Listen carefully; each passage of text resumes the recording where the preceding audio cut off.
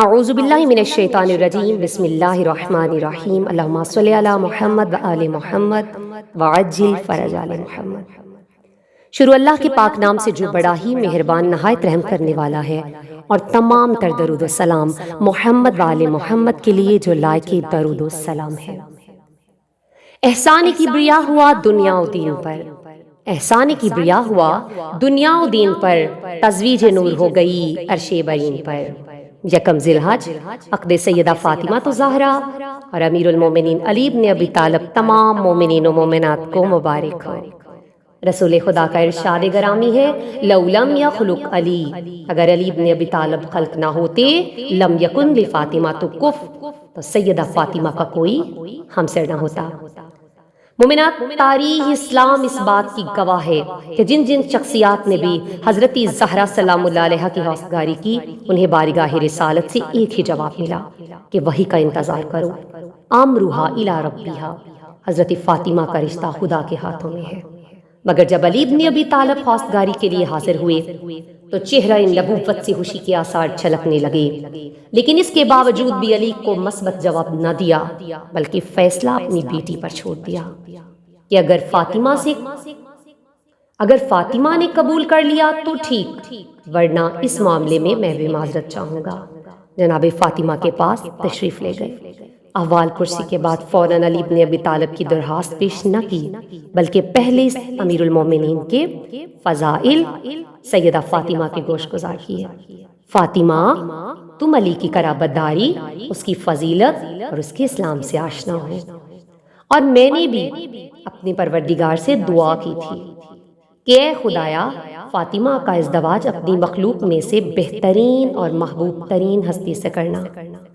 اب خدا نے میری دعا قبول کی ہے، اور علی بن ابی طالب نے تمہاری خواستگاری کی ہے۔ تمہارا کیا ارادہ ہے؟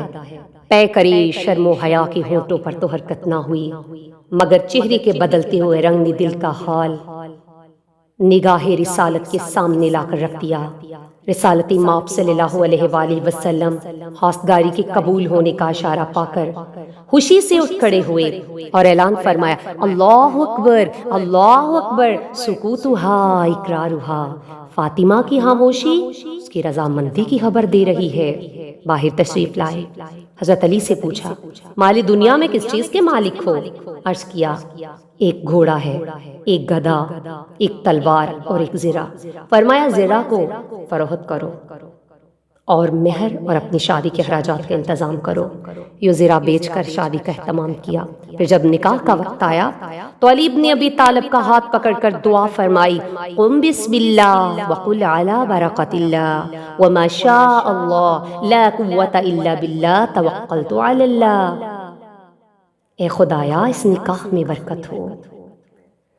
جب حق مہر کی باری آئی تو رسول خدا کی دختر نیک اختر کا وہ حساب نہیں ہے جو عام عورتوں کا ہے۔ عام عورتیں جو مال و دولت کو چاہتی ہیں، سیدہ سے جب ان کے حق مہر کا پوچھا گیا تو آپ نے کہا، بابا، میں قیامت کے دن آپ کی امت کے گناہگاروں کی شفاعت کرنا چاہتی ہوں۔ جناب جبریل آسمان سے حکم لے کر آئے، رسول خدا، اللہ نے آپ کی بیٹی کی درخواست کو قبول کر لیا ہے، اب ان کا حق مہر آپ کی امت کے گناہگاروں کی شفاعت قرار دیا گیا ہے۔ اس عظمت کی مالک تھی سیدہ فاطمہ الزہرا۔ کچھ ذکر ایک روز امیر عرب کا تھا، کچھ ذکر ایک روز امیر عرب کا تھا۔ سلیمان فارسی سے محمد نے یہ کہا، دشمن نہ ہوتا گر کوئی زوج بطول کا، کرتا کبھی نہ خلق جہنم کو پھر خدا۔ دشمن جو ان کے ہیں انہیں دوزخ سے کام ہے، فردوس شیعان علی کا مقام